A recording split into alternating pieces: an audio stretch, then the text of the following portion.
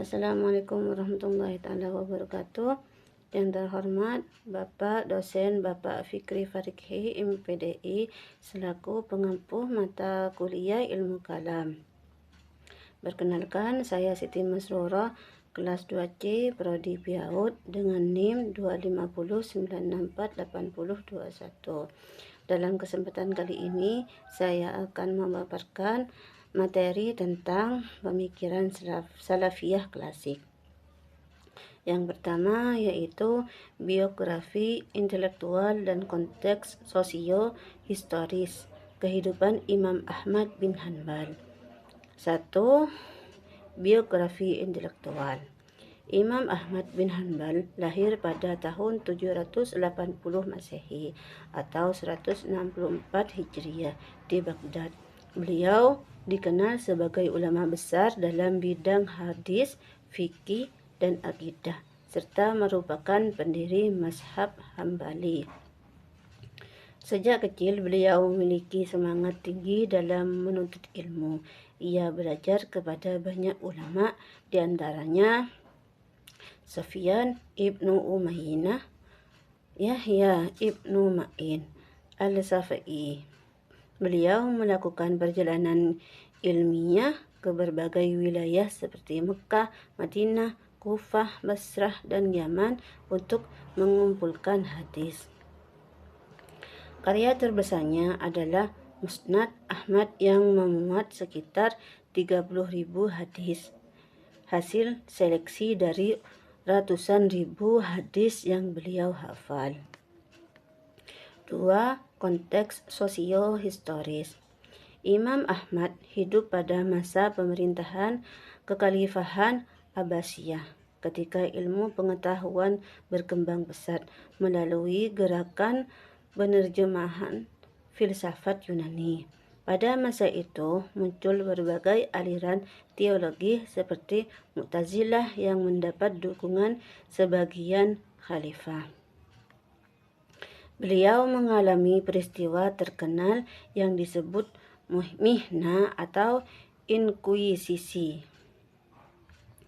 terutama pada masa pemerintahan Al-Ma'mun, Al-Mu'tasim, dan Al-Watiq.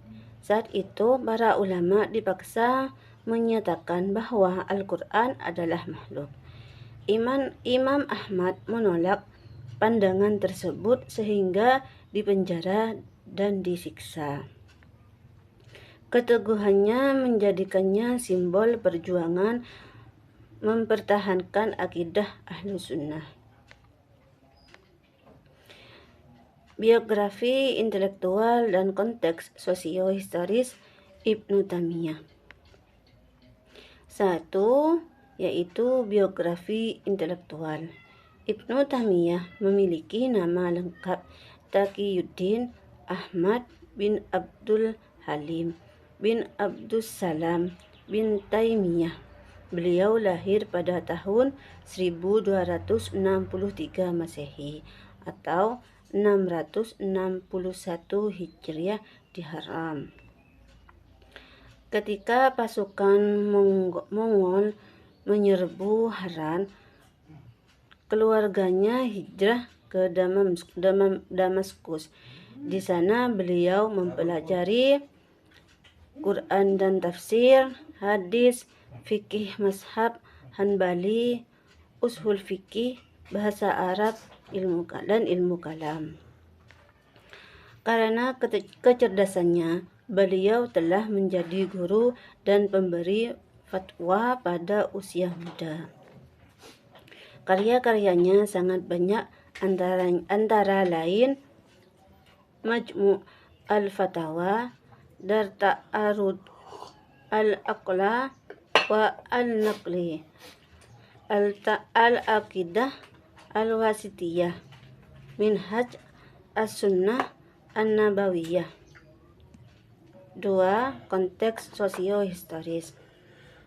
Ibnu Taimiyah hidup pada masa dunia Islam mengalami krisis besar akibat serangan kekaisaran Mongol yang menghancurkan Baghdad pada tahun 1258 Masehi.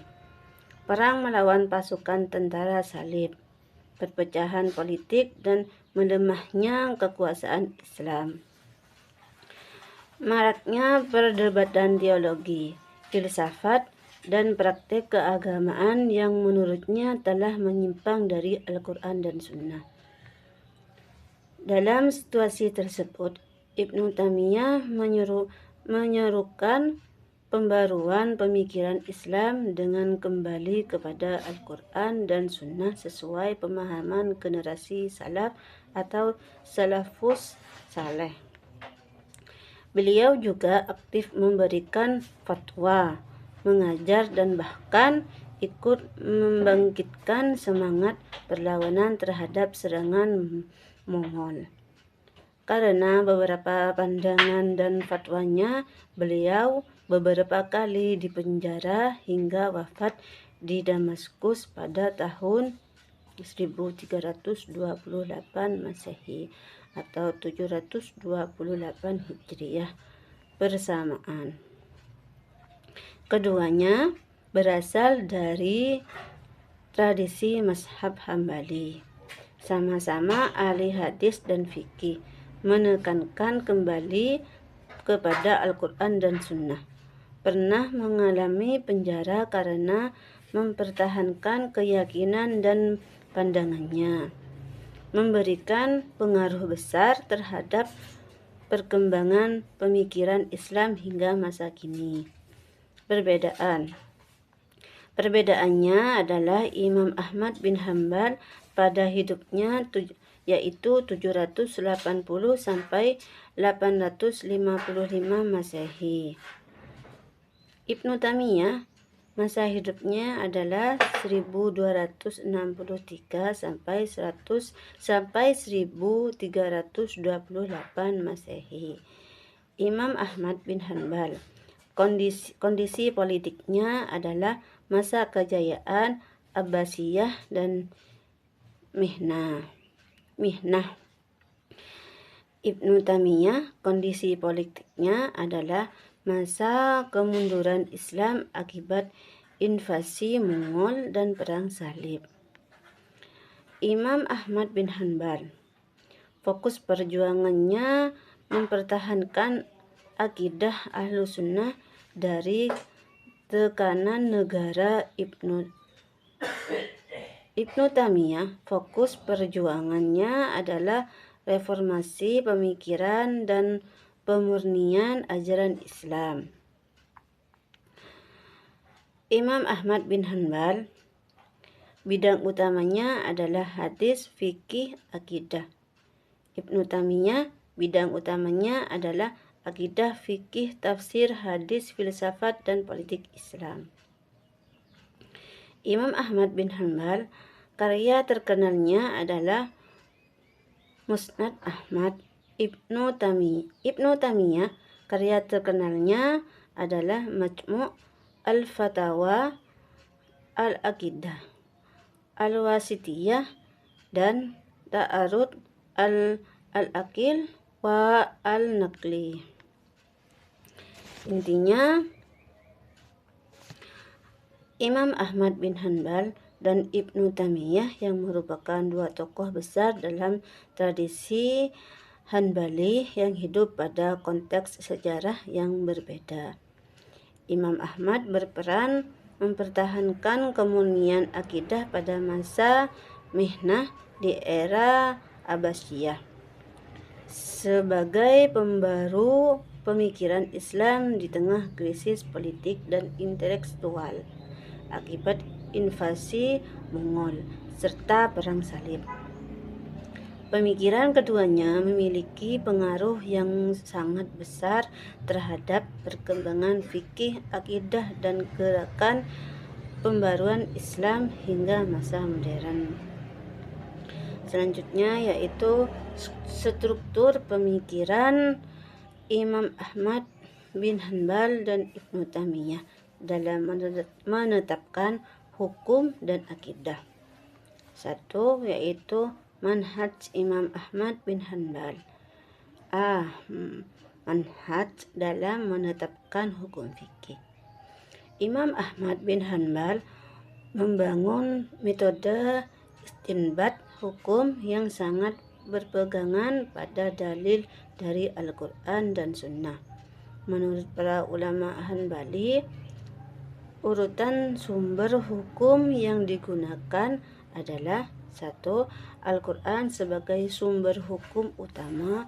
2. Sunnah Nabi yang sahih sebagai penjelas Al-Quran. 3. Fatwa para sahabat, terutama apabila tidak terdapat perbedaan pendapat di antara mereka. 4. Pendapat sahabat yang paling kuat apabila terjadi perbedaan di antara mereka. 5.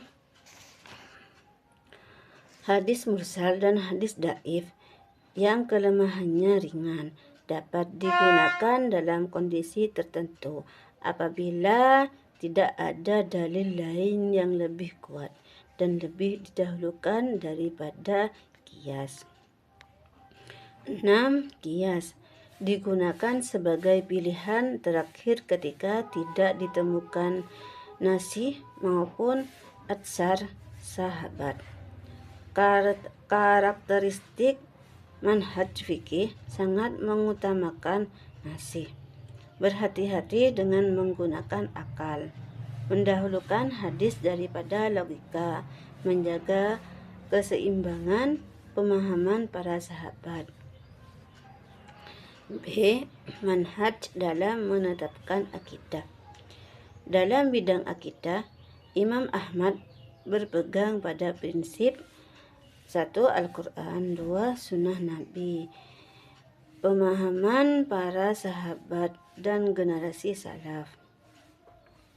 Beliau menolak penggunaan filsafat dan spekulasi rasional dalam rasional akidah. Prinsip utamanya adalah menerima sifat-sifat Allah sebagaimana terdapat dalam Al-Quran dan Sunnah tanpa menolak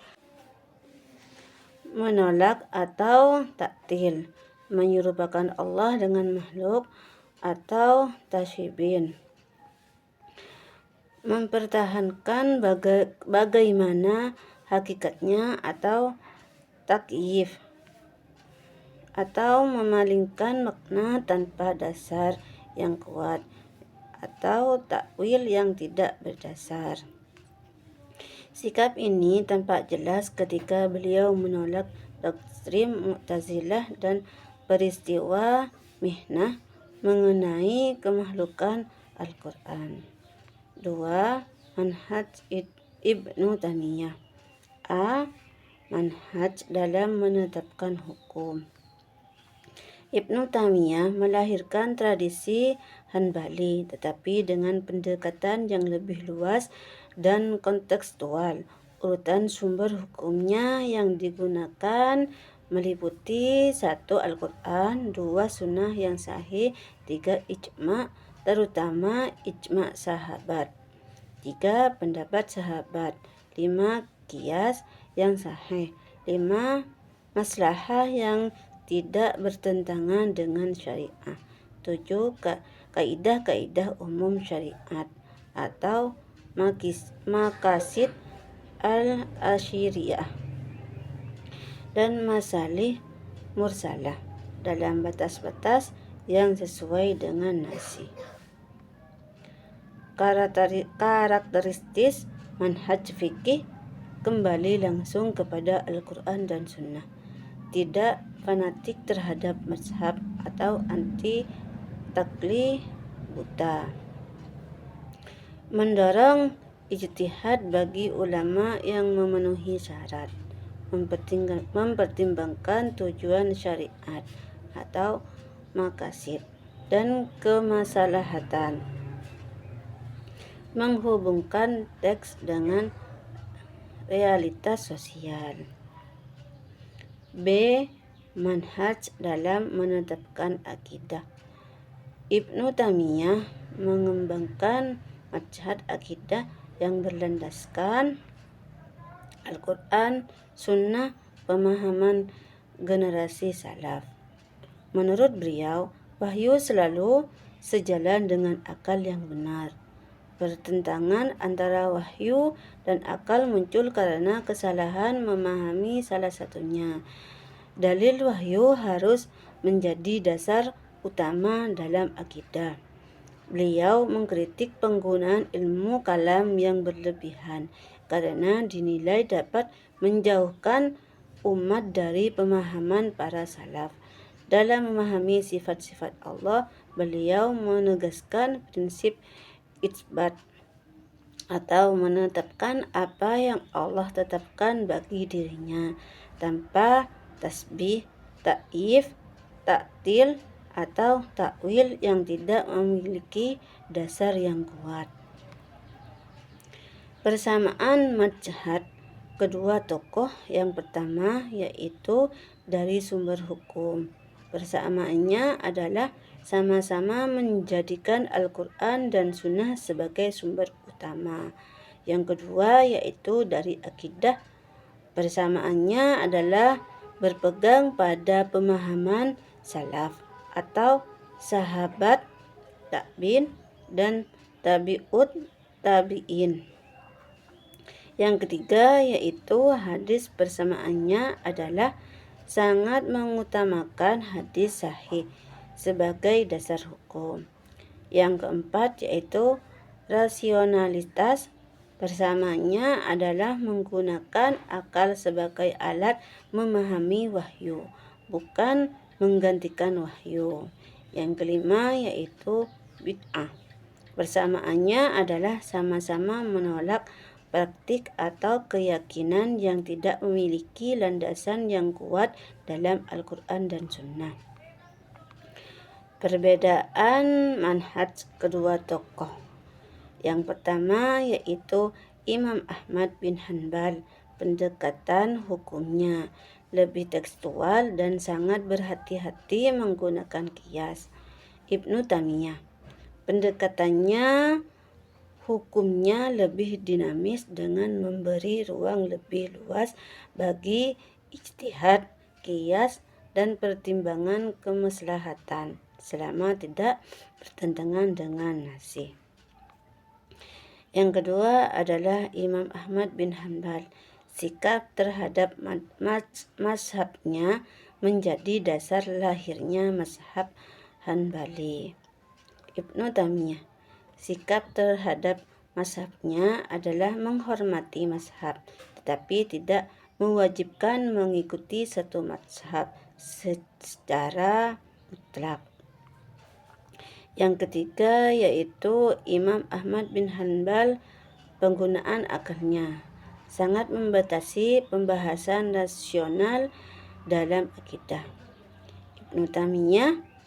Penggunaan akalnya menggunakan argumentasi rasional untuk membela dan menjelaskan kebenaran wahyu serta mengkritik filsafat dan ilmu kalam.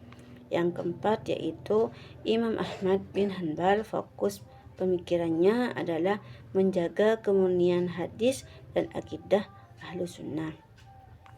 Ibnu Taimiyah.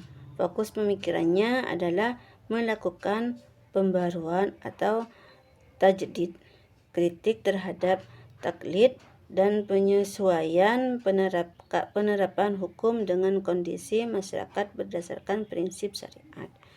Intinya, mazhab Imam Ahmad bin Hanbal dan Ibnu Taimiyah memiliki fondasi yang sama, yaitu menjadikan Al-Quran, Sunnah, dan pemahaman salaf sebagai landasan utama dalam menetapkan hukum dan akidah. Perbedaannya terletak pada pendekatan. Imam Ahmad lebih menonjolkan kehati-hatian dan pendekatan tekstual dengan menjaga kemurnian ajaran, sedangkan Ibnu Taimiyah mengembangkan metodologi yang lebih luas dengan memanfaatkan ijtihad, qiyas, dan pertimbangan kemaslahatan yang tetap berada dalam koridor Al-Quran dan Sunnah. Dengan demikian, Ibnu Taimiyah dapat dipandang sebagai pengembang tradisi intelektual Hanbali yang berupaya menjawab tentang sosial dan intelektual pada zamannya, tanpa melepaskan prinsip-prinsip dasar yang diwariskan Imam Ahmad bin Hanbal. Selanjutnya yaitu Salafiyah klasik menolak rasionalisme ekstrim yang diusung teolog dan filsuf. Salafiyah klasik yang tokoh utamanya antara lain Imam Ahmad bin Hanbal dan Ibnu Taimiyah tidak menolak akal secara mutlak, tetapi menolak rasionalisme ekstrim, yaitu pandangan yang menjadikan akal sebagai otoritas tertinggi sehingga dapat mengoreksi, menakwil secara berlebihan, atau bahkan mengesampingkan wahyu. Mengapa Salafiyah klasik menolak rasionalisme ekstrim? 1. Wahyu dipandang sebagai sumber kebenaran tertinggi. Menurut Salafiyah klasik, Al-Quran dan Sunnah adalah wahyu Allah yang pasti benar, sedangkan akal manusia bersifat terbatas dan dapat keliru. Oleh karena itu, apabila tanpa ada pertentangan antara akal dan wahyu, maka yang harus ditinjau kembali adalah pemahaman akalnya, bukan wahyunya. 2. Menjaga kemurnian akidah. Pada masa Abbasiyah, perkembangan pengaruh filsafat Yunani yang masuk ke dunia Islam melalui gerakan penerjemahan sebagai teolog, terutama dari kalangan Mu'tazilah, menggunakan logika filsafat untuk menjelaskan akidah. Menurut Salafiyah klasik, pendekatan tersebut berpotensi menghasilkan penafsiran yang tidak sesuai dengan pemahaman generasi salaf. 3. Menghindari spekulasi dalam masalah gaib. Persoalan seperti sifat-sifat Allah, takdir, malaikat, dan hari kiamat termasuk perkara gaib. Salafiyah berpendapat bahwa perkara gaib hanya dapat diketahui melalui wahyu, sehingga tidak boleh dijelaskan berdasarkan spekulasi filosofis. 4. Pengalaman sejarah. Peristiwa Mahnaj pada masa Al-Ma'mun menjadi contoh bagi mereka tentang dampak ketika pandangan teologis tertentu memperoleh dukungan politik dalam peristiwa itu. Sebagian ulama dipaksa menerima doktrin bahwa Al-Quran adalah makhluk. Pengalaman ini memperkuat sikap Imam Ahmad untuk mempertahankan otoritas nasi. Salafiyah klasik menolak rasionalisme ekstrim. 1. Mendahulukan nasi daripada spekulasi akal. Setiap persoalan akidah dikembangkan terlebih dahulu kepada Al-Quran dan Sunnah. Akal digunakan untuk memahami dan mengambil hikmah dari wahyu, bukan untuk menetapkan atau mengubah isi wahyu. 2. Berpegangan pada pemahaman generasi salaf. Mereka menjadikan pemahaman para sahabat, tabi'in, dan tabi'ut tabi'in sebagai rujukan utama dalam memahami ayat dan hadis, karena generasi tersebut dianggap paling dekat dengan masa kenabian. 3. Mengkritik ilmu kalam yang berlebihan. Salafiyah klasik mengkritik penggunaan ilmu kalam apabila dipenuhi debat logis yang menjauh dari nasi. Karena kritik ini terutama diarahkan pada penggunaan argumen filosofis yang dianggap melampaui batas dalam persoalan akidah. 4. Menggunakan akal secara proporsional. Baik ilmu Ahmad maupun Ibnu Taimiyah tidak menolak fungsi akal. Ibnu Taimiyah Misalnya dalam karya Dar Ta'arud Al-Aqil wa Al-Naqli beragumen bahwa akal yang sehat tidak akan bertentangan dengan wahyu yang sahih. Jika tanpa ada pertentangan, maka salah satunya dipahami secara keliru. Sikap terhadap para teolog dan filsuf. Salafiyah klasik mengkritik beberapa kecenderungan pemikiran teolog dan filsuf yang mendahulukan logika atas nasi, melakukan takwil terhadap ayat atau hadis tanpa dasar yang kuat, menggunakan konsep-konsep filsafat Yunani untuk menjelaskan akidah Islam. Namun penting dicatat bahwa kritik tersebut tidak ditujukan kepada semua bentuk penggunaan akal atau filsafat. Dalam sejarah Islam sendiri terhadap keragaman pendekatan, banyak ulama dari tradisi lain seperti Al-Ghazali dan Fakhr al-Din Ar-Razi memanfaatkan metode rasional dalam batas tertentu untuk membela ajaran Islam. Perbedaan ini mencerminkan keragaman metodologi dalam khazanah intelektual Islam. Intinya, Salafiyah klasik menolak rasionalisme ekstrim, bukan akal itu sendiri.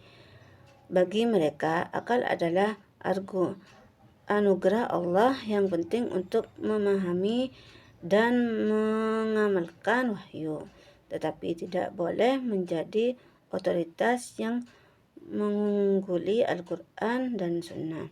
Karena itu, manhaj mereka menempatkan wahyu sebagai sumber utama, sementara akal berfungsi sebagai alat untuk memahami, menjelaskan, dan menguatkan kebenaran wahyu, bukan menggantikannya.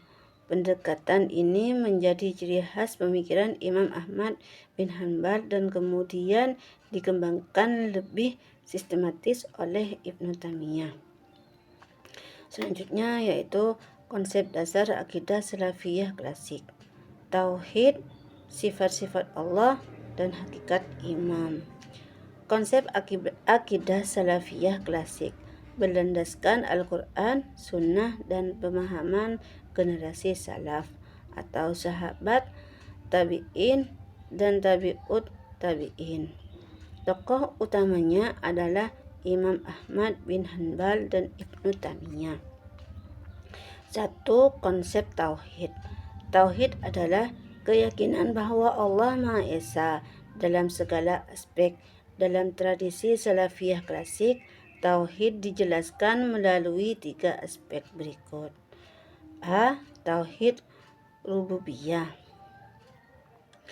Meyakini bahwa Allah adalah satu-satunya pencipta alam semesta, memiliki seluruh makhluk, pengatur dan pemelihara alam, pemberi rezeki dan kehidupan. Dalil Quran surat Az-Zumar ayat 62. B. Tauhid uluhiyah. Meyakini bahwa hanya Allah yang berhak disembah, semua bentuk ibadah seperti salat, doa, puasa, tawakal, nazar, dan penyembahan harus ditujukan hanya kepada Allah. Dalil Quran surat Al-Fatihah ayat 5. C. Tauhid asma wa sifat. Menetapkan nama-nama dan sifat-sifat Allah sebagaimana terdapat dalam Al-Quran dan Sunnah tanpa mengubah maknanya atau menyerupakan Allah dengan makhluk. 2. Konsep sifat-sifat Allah. Salafiyah klasik menetapkan seluruh sifat Allah yang disebutkan dalam Al-Quran dan hadis sahih dengan beberapa prinsip pokok. Itsba, menetapkan sifat-sifat Allah sebagaimana disebutkan dalam wahyu. Tanzil, menyucikan Allah dari segala keserupaan dengan makhluk. Tanpa takyif, tidak mempertanyakan bagaimana hakikat sifat Allah. Tanpa tamsil atau tasbih, tidak menyerupakan sifat Allah dengan sifat makhluk. Tanpa tahdil, tidak menolak atau mengingkari sifat Allah. Tanpa takwil, yang tidak berdasar, tidak memalingkan makna lahiriah sifat Allah tanpa dalil yang kuat. Contohnya ketika Al-Quran menyebutkan bahwa Allah memiliki tangan atau bersemayam di atas aras. Salafiyah klasik menerimanya sebagai bagian dari wahyu, tetapi tidak memahami sifat tersebut seperti anggota tubuh atau cara bersemayam makhluk. 3. Konsep hakikat imam. Menurut Salafiyah klasik, imam bukan sekadar keyakinan dalam hati, tetapi terdiri dari 3 unsur. Keyakinan dalam hati atau tasdik, upaya dengan lisan atau ikrar, amal perbuatan dengan anggota badan atau amal. Mereka juga berpendapat bahwa imam dapat bertambah dengan ketaatan. Imam dapat berkurang karena kemaksiatan. Hal ini didasarkan pada ayat-ayat Al-Quran yang menyebutkan bertambahnya keimanan orang-orang mukmin. Karakteristik akidah Salafiyah klasik berpegang teguh pada Al-Quran dan Sunnah. Memahami agama sesuai pemahaman generasi salaf, mendahulukan wahyu daripada spekulasi rasional, menghindari perdebatan teologis yang berlebihan, menolak bid'ah dan persoalan akidah, menetapkan akal sebagai alat memahami wahyu, bukan sebagai sumber utama akidah. Intinya, akidah Salafiyah klasik menekankan kemurnian tauhid, penerimaan terhadap nama dan sifat Allah sebagaimana dijelaskan dalam wahyu, serta pembahasan bahwa imam mencakup keyakinan, ucapan, dan amal.